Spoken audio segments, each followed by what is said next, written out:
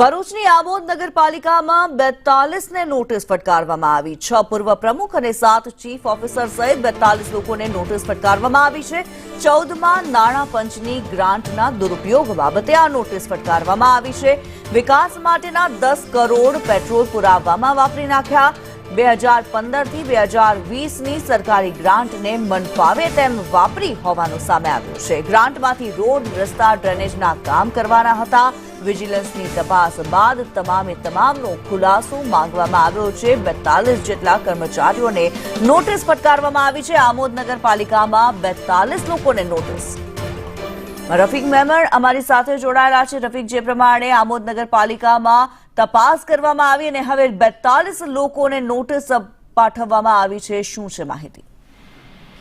જે કિન્નરી આપણે વાત કરીએ ને તો આમોદ નગરપાલિકાની અંદર 10 કરોડની ગ્રાન્ટ હતી અને જે 10 કરોડની ગ્રાન્ટની અંદરથી લાગતા વળગતા જે તે સમયના પૂર્વ કોંગ્રેસી પ્રમુખ અને પૂર્વ ચીફ ઓફિસરો દ્વારા એની અંદરથી પેટ્રોલ અને ના બિલો ભર્યા હોય તેવું સામે આવ્યું હતું ને જેને લઈને વિજિલન્સને તપાસ સોંપવામાં આવી હતી।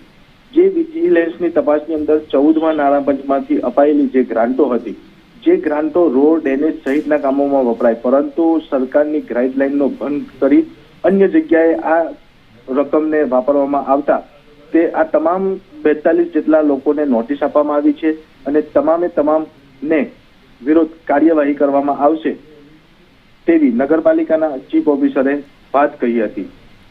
જી, ધન્યવાદ રફીક આ માહિતી માટે।